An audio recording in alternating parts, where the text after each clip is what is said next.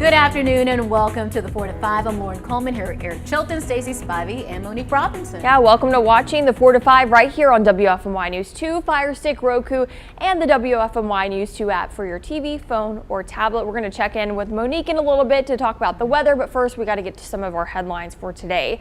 Triad healthcare systems are one step closer to vaccinating children in our region against COVID-19. Some health departments have their shipments of Pfizer's vaccine in stock and ready to go. Right now, you're looking at a photo from Surry County Health and Nutrition Center, who received their shipment of doses today. And then Forsyth and Randolph County's Departments of Public Health received their shipments today as well. Atrium Health Wake Forest Baptist received their shipments this afternoon. Other healthcare systems are finalizing plans like Navant Health and Guilford County Division of Public Health, but that's not stopping the health department from opening up vaccine appointments for kids. StarMed Healthcare has open registrations online for appointments in multiple counties, including Guilford, Forsyth, and Randolph counties. The urgent cares appointments depend on the availability and readiness of health departments, so make sure you're flexible if you book with them. If a health department experiences a hiccup, it could cause StarMed to reschedule booked appointments. Healthcare systems only need to wait for the final approval from the CDC. A panel is discussing Pfizer's data today for children ages 5 to 11. Once the panel votes, the CDC director gets the final say. For now, Pfizer has shipped millions of doses to states and pharmacies. While Triad healthcare providers get set to distribute vaccines, schools continue taking precautions to protect students. Davidson County Board of Education voted to keep its mask requirement in place. Under new state policy, schools are expected to revisit their mask policy monthly. We're tracking a jump today in one of our state's coronavirus numbers. The latest percent positive is 6.4%. It's the highest number that we've actually seen in 2 weeks. Now, prior to today, our number has stayed in the 4 to 5% range. Even though it's higher than we'd like to see, it's still much better than the numbers we were seeing just about 6 weeks ago. Back then, we were seeing daily numbers as high as 10 and 12%. Now, keep in mind, this red line right here is the state's goal of 5%. Cooler temps and the end of daylight saving time this weekend mean shorter days and less sunlight. These adjustments can trigger seasonal affective disorder, more commonly known as SAD. It's a type of depression related to changes in seasons. Generally, it starts in the fall and continues through the winter months. Dr. Ruth Binka with Atrium Health Wake Forest Baptist says SAD can be extra challenging for those who are also experiencing COVID-19 anxiety and depression. In addition to the COVID pandemic, we're now experiencing a psychiatric pandemic, and that is expected to be sort of deeper and more long-lasting than even COVID itself. And there are many factors we know that have contributed to that. The changes in people's, living patterns, the isolation, loss of, family and friends, loss of jobs. But when it gets to the point where it's impacting on your functioning, you're feeling depressed, you're just not enjoying things the way you should, and certainly, if you start feeling hopeless or feeling like life isn't worth living, that definitely you need to reach out and get some help for that. Binka says there are ways to help reduce seasonal depression. Get enough sleep and maintain a daily routine. Try to get more exposure to bright light first thing in the morning. Increase physical activity. Watch your diet, so think more fruits and veggies, less late night snacks. Isn't it funny how we hear that for almost everything, Yes. Whether it's a mental thing or a physical thing? Eating right and exercise is a key to a lot of stuff. Yeah, I mean, if you don't think that this seasonal depression is a thing, I can tell you I have it. It's something that a therapist has told me in the past that I definitely have it. Anytime it gets darker outside earlier, I can't go out and do more things. It affects my mood really bad. It's interesting you say that because she said that women are more likely to have mood disorders or are 4 times more likely to have SAD in a situation like this. And some other things that are important is that social interaction with others. Make sure that you have your support system. And even now with COVID, it might be a little hard to be around people as much as possible, but just calling others and checking in to make sure they're okay. It's interesting because cold weather people stay in a little bit more. Maybe not a lot more, but a little bit more, your natural instinct. How many times do you wake up and go, I don't want to go out there yet, it's too cold? Yeah, it's way too cold, Right. yeah. You got to think about that. Yeah, I don't like to be too cold and I don't like to be too hot. Yeah, me either. We're spoiled, that's what that means. That's what that is. And it's going to get kind of cold this week, Yes, too. it is. Thursday, I think. Monique, what's the latest? Yeah, the term kinda cold in my book is an understatement, Stacey. It is going to be downright chilly across the Triad. Here's a look at a time lapse out the course of today. We had some thick clouds build in relatively early for this Tuesday, some of which did produce a little bit of light drizzle, a misting air, not really too much of a downpour across the area, but some of these very, very thick clouds did spit out a little bit of a mist. As we go over the course of today and tomorrow, we can expect more rounds of this with some very thick clouds moving in. This look on our satellite and radar kind of looping through the last 3 hours. The grayish tints you're seeing here is the cloud cover, and then what you're seeing with the green is some of the shower activity. Now, a lot of times with the radar, what it's picking up on is what could be produced by these clouds, but a lot of times they kind of evaporate before they reach the ground, or they just come down very faintly. So it's more of a drizzle and not so much a washout or a downpour. But the cloud cover is certainly sticking around. And this is a look at the visible satellite. So this is a satellite that orbits the Earth. So we're looking down at the clouds, and what we're seeing here is those thick clouds making their way through. Not entirely covering the Triad, so everyone may not be seeing clouds, even at this moment, not everyone. We are seeing fair breaks in the clouds with some of these black spots in between, but overall we are seeing a lot of cloud cover. And like I said, a lot of that rainfall actually evaporated. So when you look at rainfall for today, it's not even being picked up by any of these locations because it was very, very, very, very small amounts. When we talk about the rain chances over the next 12 hours, overnight we're going to be staying mainly dry. There is a small chance that we could see some rain over the next hour or so, but again, a very light drizzles, not talking about a washout at least through the next 12 hours. Stay warm out there. We'll tell you what it feels like before you even walk outside for the day. Just download the free WFMY News 2 app to get weather alerts sent straight to your phone. The reward available for information leading to an arrest in a Greensboro restaurant owner's murder case is now up to $30,000. Mark Friedman was killed nearly 1 year ago outside his restaurant on Dolly Madison Road. The reward increase is thanks to a donation from Mark's Angel Foundation, an organization to honor Mark's life. Thursday will mark 1 year since Friedman's death.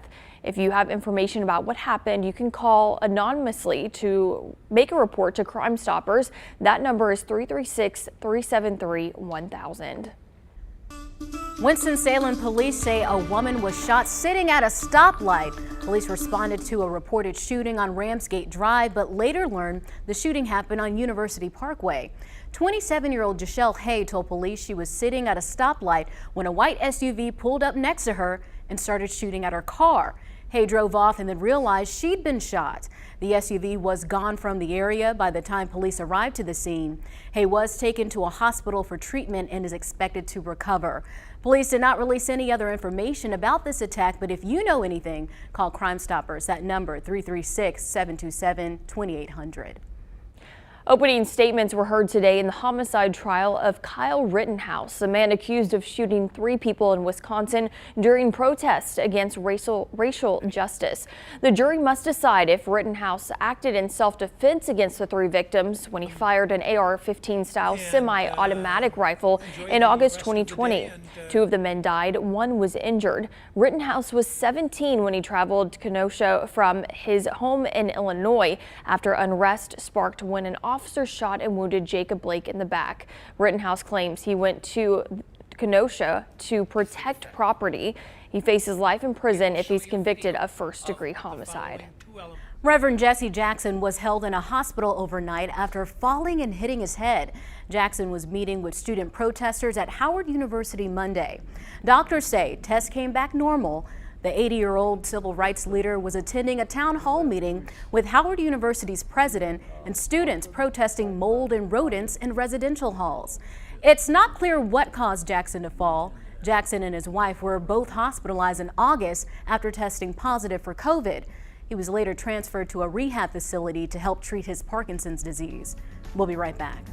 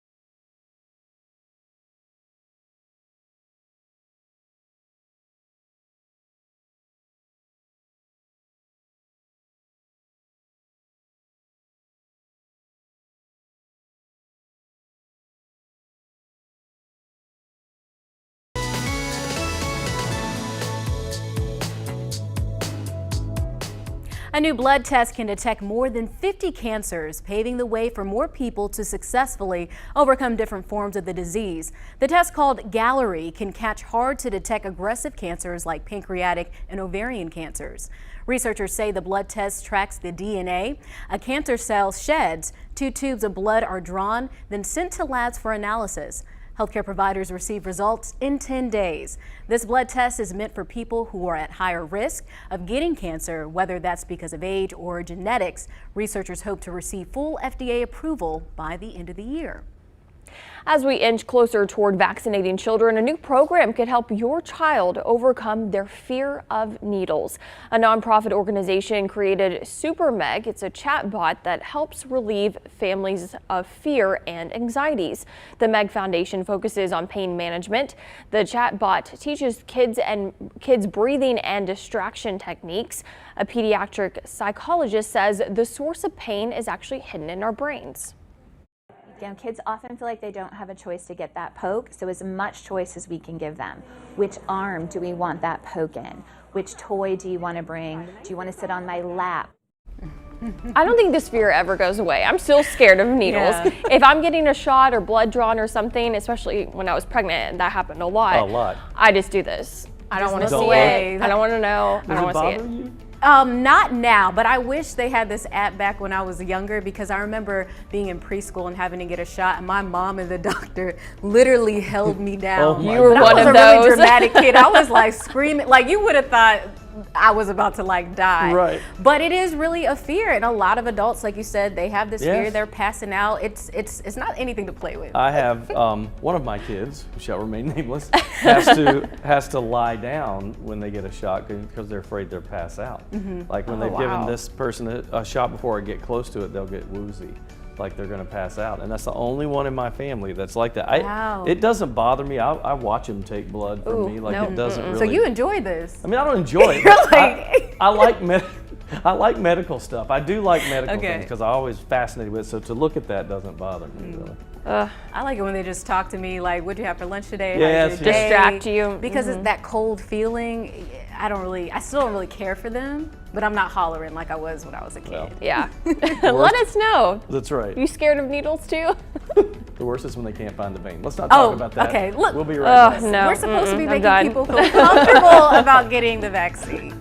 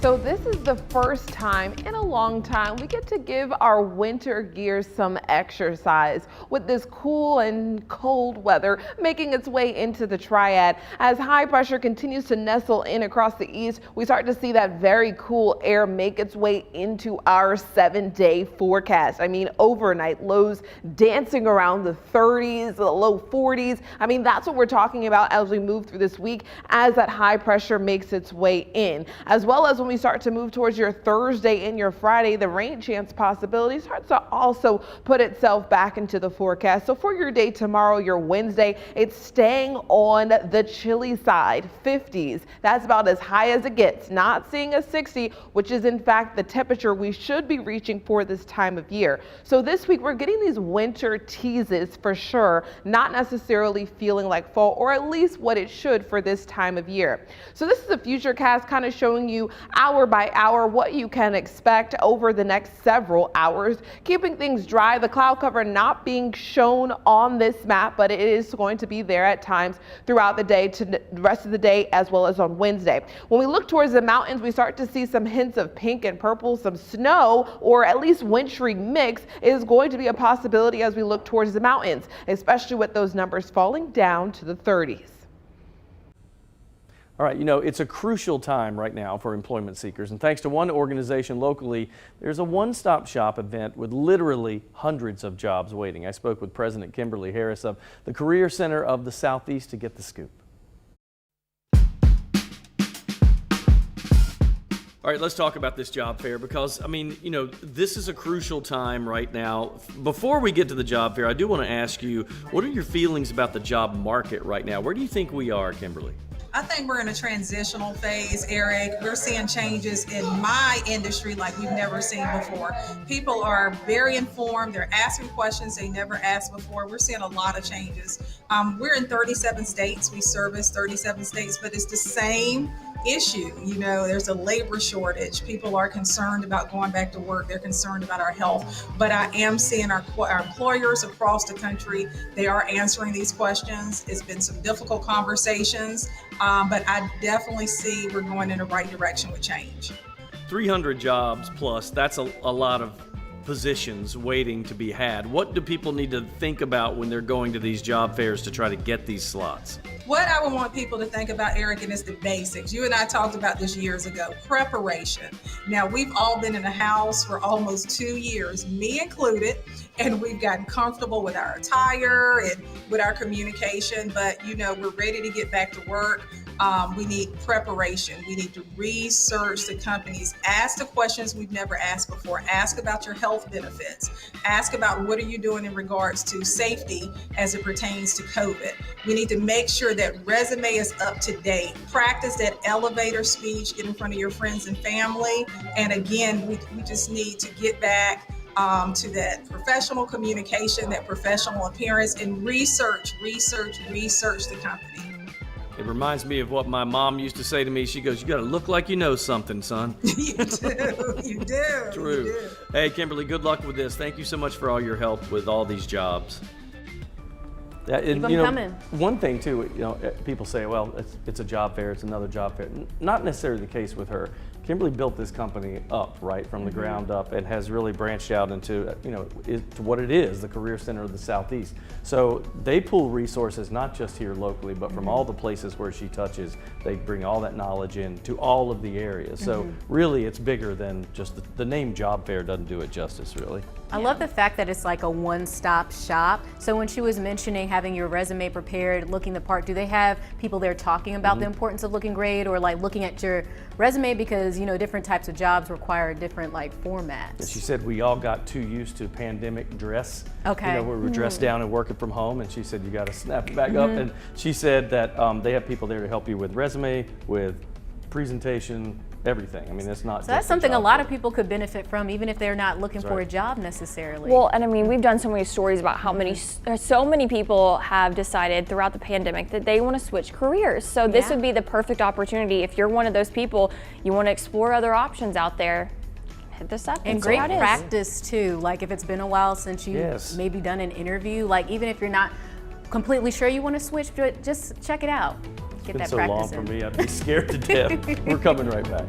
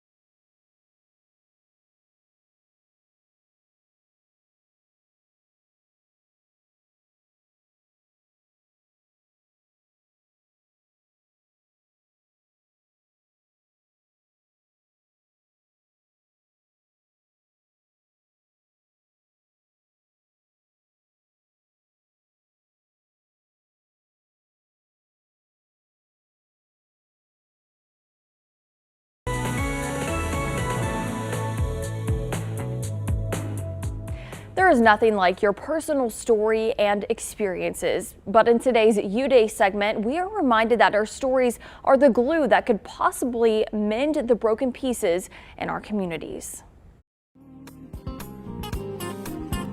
What is something we all have in common yet is rarely understood? The answer? Our personal stories. Now, we all have them, and many of us are not fully aware of their impact on our lives and the lives of our loved ones. Now, we've all experienced the good and the bad, the ups and the downs, but when we find the courage to share our stories, we discover that we are not as different as the world attempts to make us. So many of us have allowed external elements to separate us, while these internal lessons that we've learned, those are the things that connect us. We are indeed our brother's keeper, and my story, your story, are the collective glue that is powerful enough to keep us forging as one. This is Coach Lamont. Make today your best U Day. I'll see you tomorrow. I like this new music he has going on. I know, new look and everything. Yeah. You know, one thing he says about community that I agree with is, you know, the old saying, it takes a village to raise a child, but I think it just takes a village because back in the days when neighbors were more, you know, friendly, talking more and getting together more, I think you did feel a stronger sense of community. I think we need to bring that back somehow and get everybody reconnected. Well, I'm lucky I live in a neighborhood that is like that. Stacy's been out there and seen this, you know, and everybody comes out and talks and hangs out. And I love that. I think that's invaluable for your community and also your family.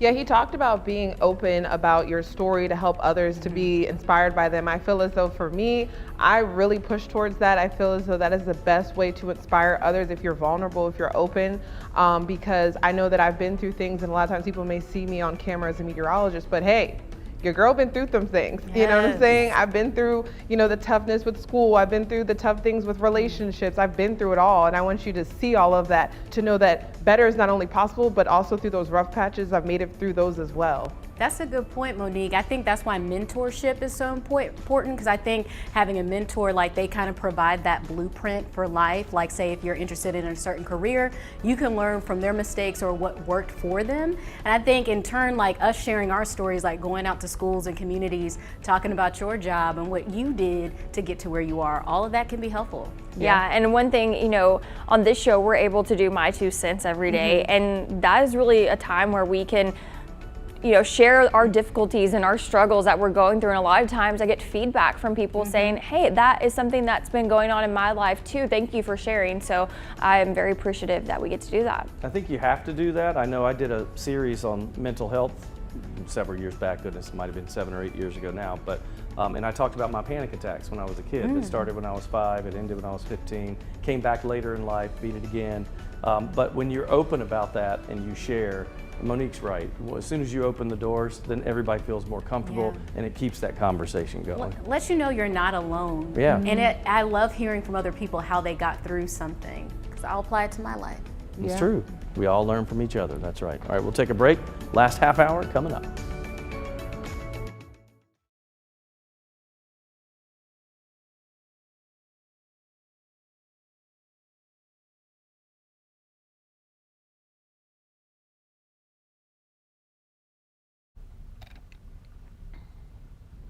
Hey, ice cold milk and an Oreo cookie, they forever go together.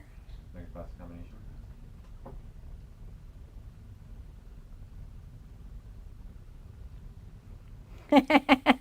I'm doing it now.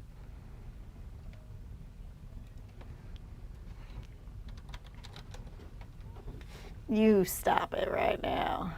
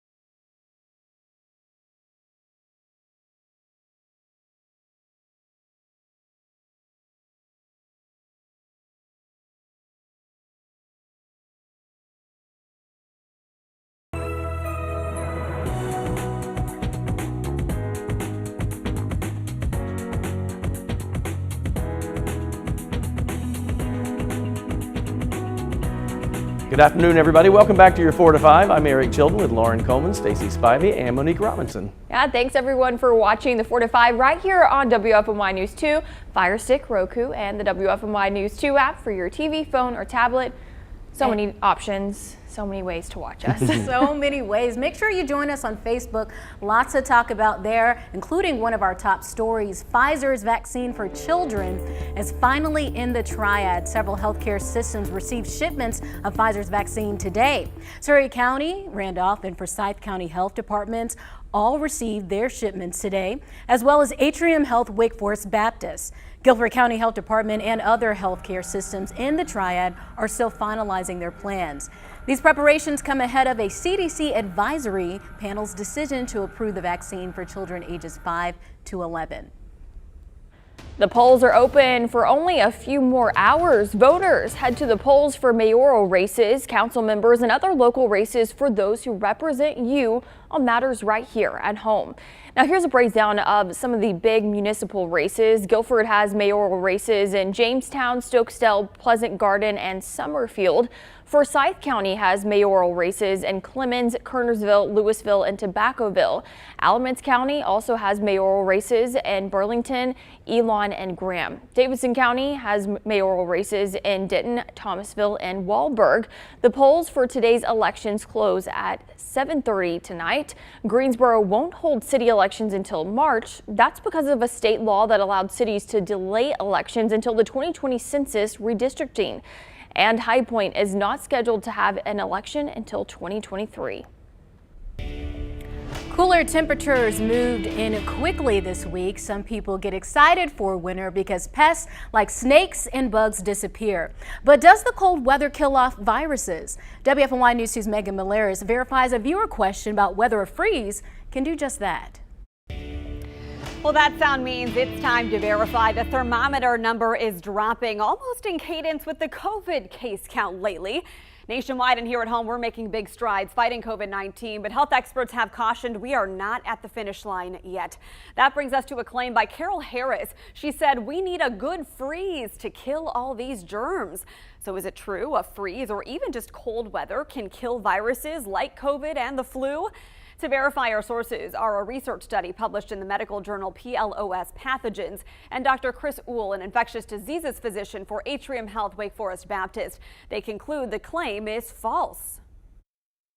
Respiratory viruses in particular, they transmit differently because where do they live? They live inside people and they thrive inside people and they transmit from person to person, particularly when we're indoors. So actually, particularly respiratory tract infections go up when it's colder and in the wintertime. And with COVID right now, we're seeing that. The Delta wave has moved up to the northern part of the U.S. And they're having the problem now. It's the same reason the flu typically peaks in wintertime. In a 2007 research study, scientists used guinea pigs to monitor how they spread respiratory viruses in different temperatures and relative humidity. They found flu spreads much more easily at dry, cold temperatures than warm temperatures with high humidity. One theory is because cool, dry air loosens up the nasal mucus and makes it easier for viral particles to get into the respiratory tract. But this left a big question. Why then do warm and humid climates like that of Florida still have flu seasons? The researchers suggest in these tropical regions, viruses spread more commonly through contact with surfaces rather than through the air. Also, people spend more time indoors to escape the heat. And as Dr. Uhl said, it's easier for respiratory viruses to spread indoors.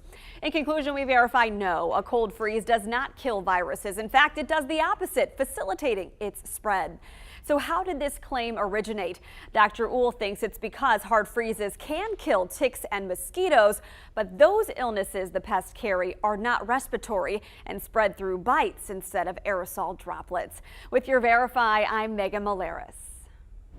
Well, speaking of freeze, we will potentially be right around those temperatures as we go throughout the course of this week. Temperatures as of now are kind of in a wave, cooler towards the north and warmer as we look south. You see these 60s well down here. We're not feeling that in Greensboro. 54 is where we're sitting at now. But as we go into tonight, we're going to continuously see these numbers fall 40 degrees That is cold. Tomorrow, 52, that's what we're warming up to with some clearing in the clouds, but overall it is going to be a cool day with a mix of sun and clouds throughout the day. Here, look at my headlines for the week. So increase in clouds at times throughout the week across the area, especially on today. A chilly, misty rain on Thursday and Friday. Like I said, some of that cloud cover that's going to be moving through will not necessarily produce a whole dumping, but we may see some light drizzles, kind of just that ugly, nasty weather where it's just chilly and you're just icky when you walk out the door. More sunshine by Sunday, and then 60s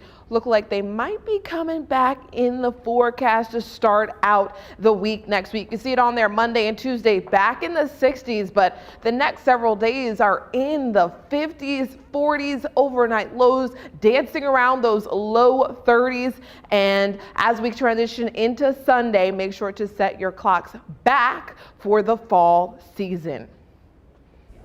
So in case you didn't know, today is National Deviled Eggs Day. Yep, for a lot of folks, that's either a love or a hate item. I know I hated them as a kid, love them as an adult. So it led me to wonder, what are some of the foods that you hate that everybody else likes, it seems like?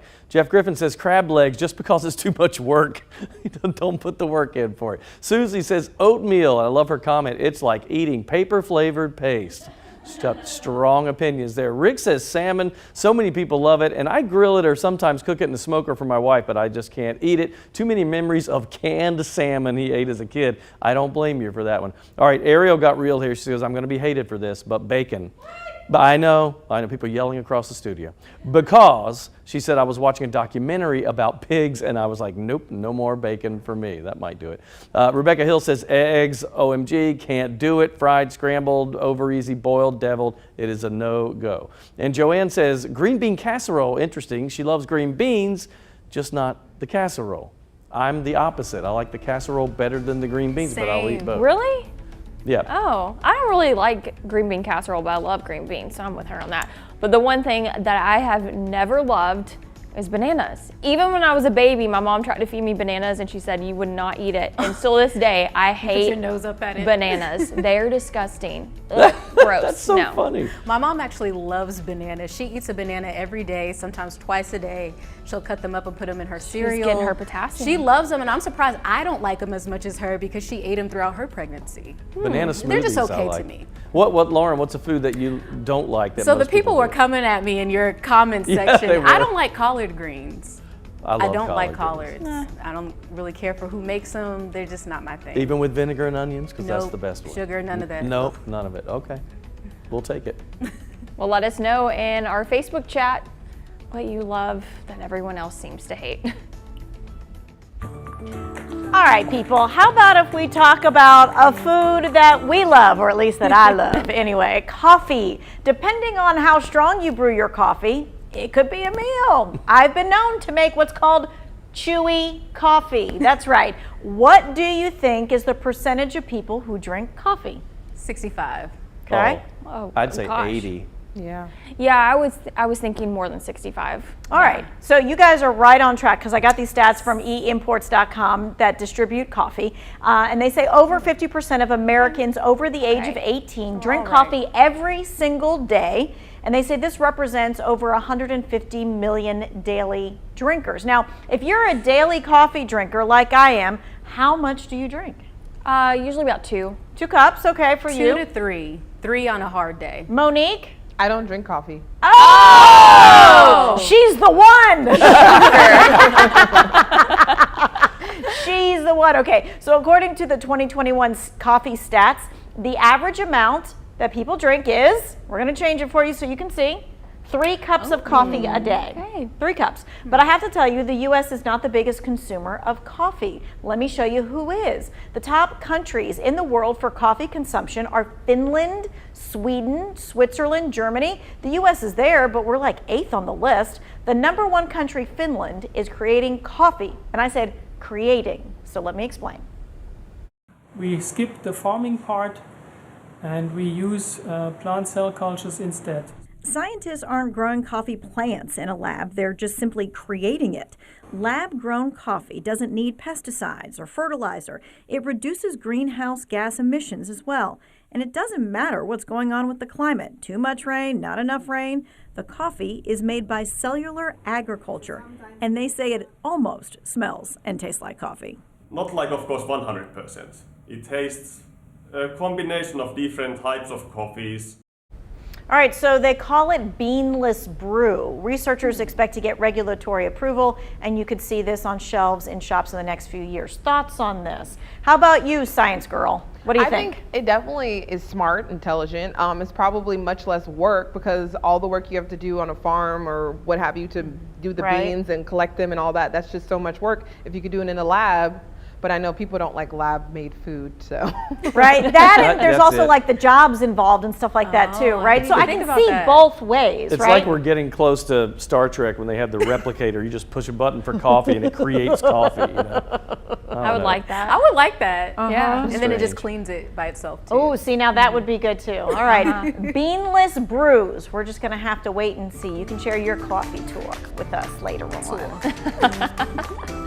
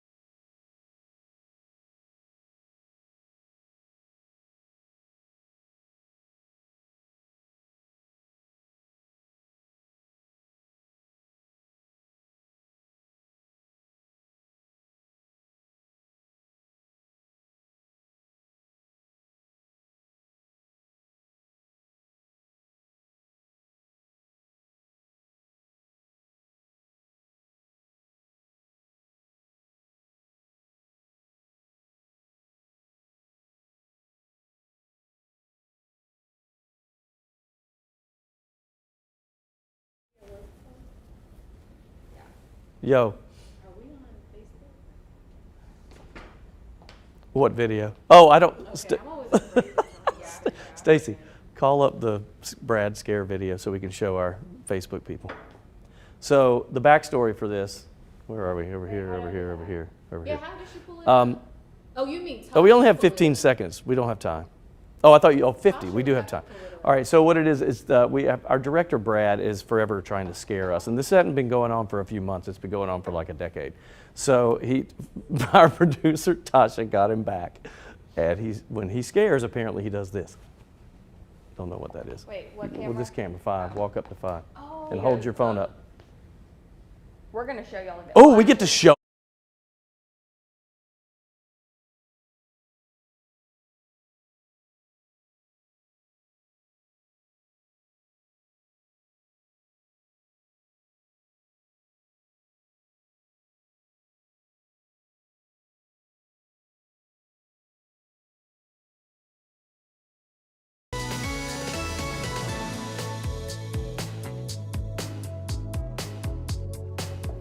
All right, so whether you're the boot, the top hat, or the iron, you know how much fun Monopoly is. I know you're thinking, where's he going with this? Well, one organization is hosting a fundraising tournament this weekend, and it's one chance to pass go and get real cash. I spoke with Christy Griggs of the Volunteer Center of the Triad to get the story. Christy, I think this is such a cool idea. I mean, I love Monopoly growing up. So talk about how this all came about. How did you guys come up with this idea? So the Volunteer Center has actually never hosted its own fundraising event. And so we really wanted to work a different type of idea, something that would be really fun for people who attended, to be engaged versus just a dinner, for example, or a speaker. So this idea of Monopoly came up because everyone loves a board game. It allows everyone to be a part of the event. And so it's a really fun way to meet new people, to support the Volunteer Center and potentially win $1,000 cash if you win the Monopoly game. Yep, that's never a bad thing either. Cash will bring them in. Let's talk about the Volunteer Center. For those that aren't familiar, what you guys do day in and day out. Great organization. Yeah, so the Volunteer Center has been around since 1964, so it's a really well-established organization. And so what we do is we promote volunteerism and we connect them with civic groups, with other nonprofits. We support nonprofits with volunteers and with businesses in the area. Most of the time people think about the Volunteer Center and they equate us to the human race, which WFNY has been a great partner with us over the years. And we've raised over $5 million to support all of the local nonprofits with that. And that is coming back in April in person. Okay, did I see that the Monopoly board's a little bit different in your particular tournament? Can you describe that for me? It is not going to be different in this particular tournament when you're playing. But we were lucky to have local sponsors sponsor different properties on the Monopoly board. And so you will see as you come in, and as if you're greeted, all of the different properties that are sponsored by local businesses. It's always a good thing. I think this is a great idea. Best of luck with your event this weekend, Christy. Thank you. So it's cool. I mean, if you love Monopoly takes a long time, or can take a long time. Hours. So I think about this tournament. So everybody's going to play, and then a certain number of winners will play in the championship round.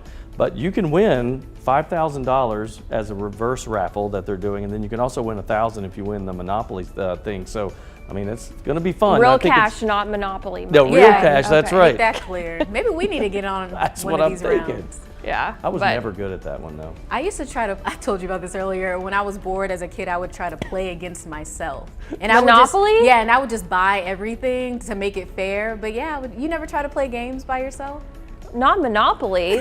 Well, but that one could happen because it's all chance and roll the dice, so you could do that. Yeah. And then I told Lauren when I was bored, I would hit tennis to myself. And I was like, how does that work? I just lobbed it and I would run around. Oh my gosh. See, I just got the Barbies out. That's what I did. And I made like whole families and villages of Barbies. I made spaceships all the time. My room was a spaceship all the time. Like I'd sit at my desk and pretend like I was flying it around. Did you guys used to make forts and things like that? Yes, loved doing that. Miss being a kid. Me too. We got from this Monopoly fundraiser to a fort. That's what happens when you're ADHD like me. We'll be right back.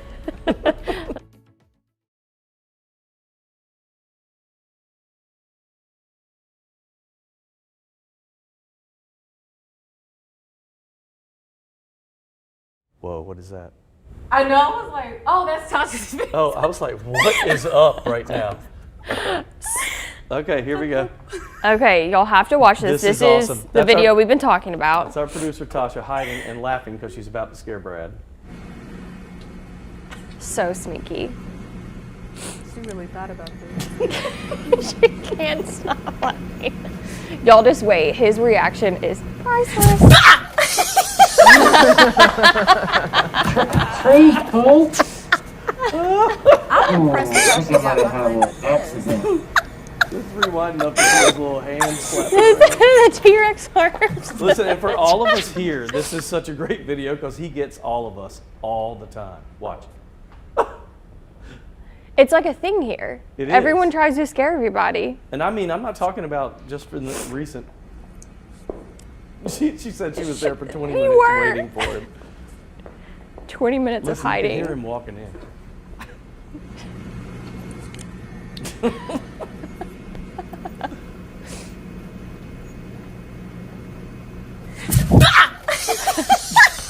It literally was like a vibration. T-Rex arms. Oh, I think I might have had a little accident. I didn't hear that part until just now. What did he say? He said I might have had a little accident. That was the best part of our day. Thank you. Oh, man. Scott said, dang, Brad nearly peed his pants. All right, here we go. Where's my little...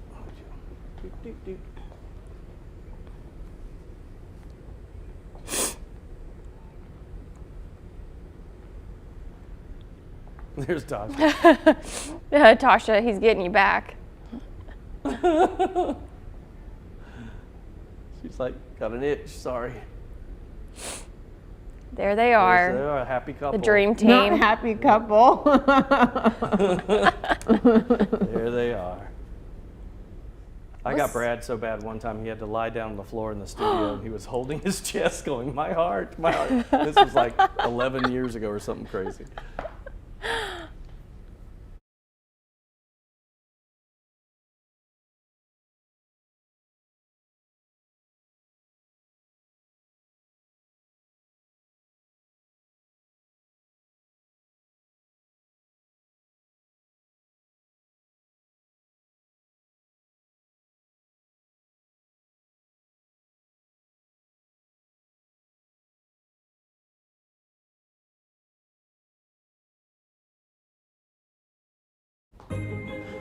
"53 days until Christmas." Oh, gotta go shopping. Can you believe it now? Time to start making your list, checking them twice. And it's also time to take a break before all that holiday madness begins and maybe watch a Christmas classic with your family. I love those movies. Your favorite animated Christmas movies, they will go on air as early as November 22nd. CBS airs Rudolph the Red-Nosed Reindeer on November 22nd at 8 p.m. Frosty the Snowman airs the day after Thanksgiving at 8 p.m. as well. I look forward to all of those. Me too. Yeah, Halloween is done. Thanksgiving is next. And even though it seems like every year, so many people skip it. So this brings up the next question. Is it too soon for Christmas decorations to go up? For me, yes, but maybe not for everybody. I think it's a little too early. At least my mom, she would start putting up the tree the weekend of Thanksgiving. Yeah. Or the That's weekend. what we do. Like Yep. once That's what we Thanksgiving do is too. over. We got to get through the next holiday and then Yeah, we can and do I Christmas. also want to keep my fall decorations up as long as I can too, and then transition. I don't know. What about you, Monique? Well, I think my family, we usually start putting them around Thanksgiving because the problem is we keep them up for way too long. I mean, we'll still have them up in March. Like, Mom, why do we still have the Christmas tree up, the lights up? So the later we put them up, you don't feel as bad if it's still up the next year. Right. March. Let it go. Wow. My mom says you're not supposed to let the New Year see your Christmas decorations. Yes. I don't know if that's like an old superstition or something, but That's what we've we do. always went by that.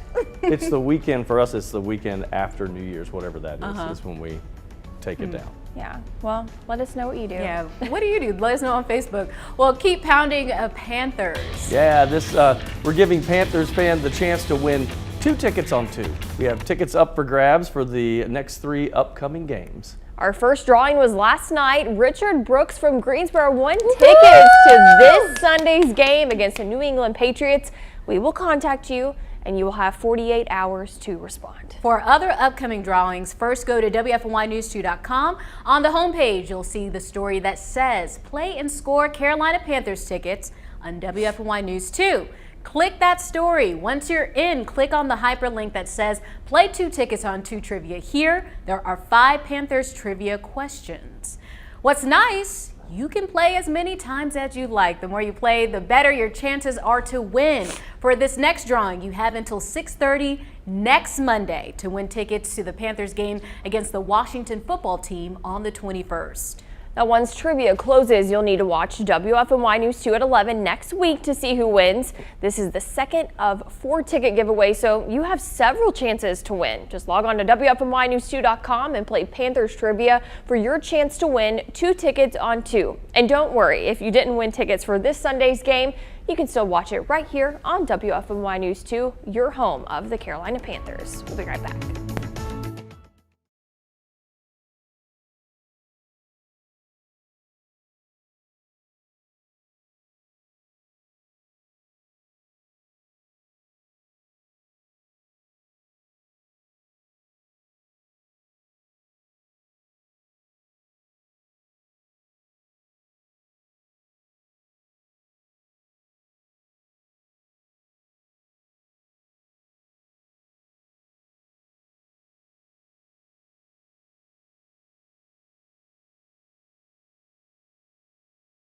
If I could, I would. I feel like I stick around too long. 1, 2, 3, 4, 5, 6, 7, 8, 9, 10, 11. Funny, Lowry. Hey, I'm gonna. Brad, I need to see this video. Pretty good. I need to see this video. She got me pretty Go good. on Twitter.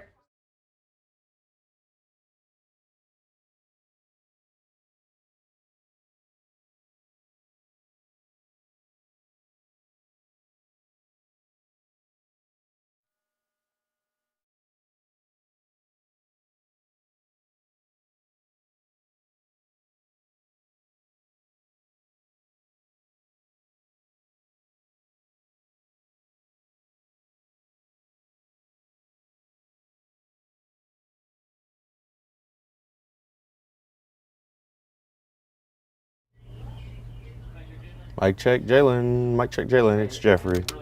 What's up, bro? Can you hear me? How do I sound? Cool, you're good.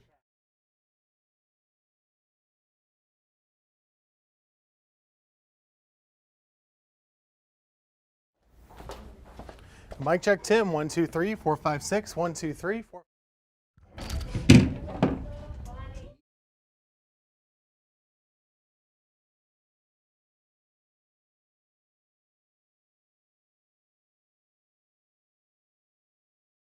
Turned on. Months in the making, lower dose COVID.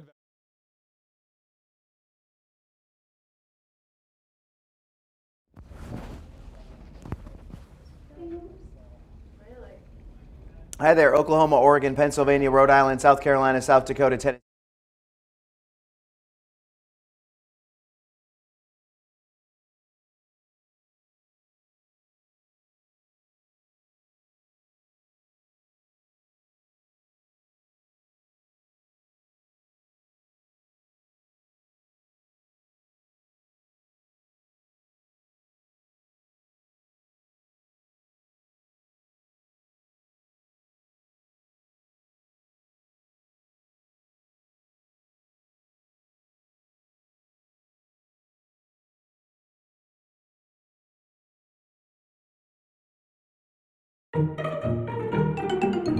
It's time for my 2 cents. Does anyone remember the children's book, Alexander and the Terrible, Horrible, No Good, Very Bad Day?